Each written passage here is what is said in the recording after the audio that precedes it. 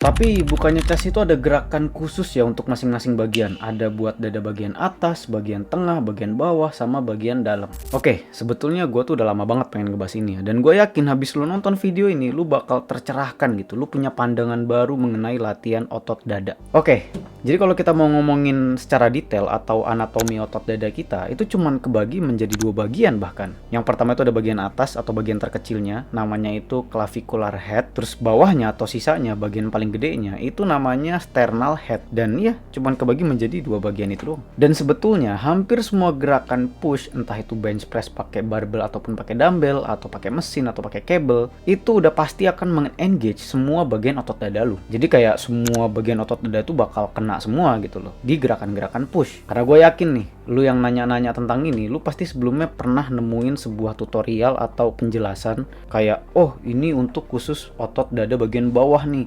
angle-nya agak ke bawah. Terus bagian tengah atau depan, angle-nya agak ke depan, lurus. Untuk bagian atas, nanti dia agak ke atas gini. Dan setiap sudut itu ada variasinya masing-masing. Dan biasa itu tuh yang bikin orang latihannya jadi kebanyakan variasi, terus jadi kebanyakan set, dan malah jadi overtraining juga. Dan kembali lagi, hasilnya malah berbanding terbalik. Kalau misalnya lu nggak percaya, coba deh lu ikutin gerakan gue ini sekarang nih. Coba, gue pengen lu tegapin badan lu, terus dada lu agak dibusungin dikit, dan tangan lu nih kayak lu majuin ke depan gini, telapak tangannya tuh sampai agak nyilang gini ya. Dan sekarang tangan kanan lu ngerasain otot dada bagian kiri lu. Coba deh lu rasain. Ini kan kencang semua, mulai dari atas sampai bawah. Cuman memang yang bagian atas itu kayak nggak begitu ke engage lah. Dia nggak begitu kencang gitu, nggak begitu narik. Itu alasan kenapa menurut gue untuk gerakan push cukup dua variasi aja. Yang pertama tuh yang dorongnya ke depan, sama yang incline. Jadi yang senderannya tuh agak naik gitulah, atau dorongnya tuh agak ke atas. Jadi setelah nonton video ini, nextnya lo jangan terlalu pusing kayak, oh ini untuk dada bagian depan, bagian bawah, bagian atas, bagian dalam.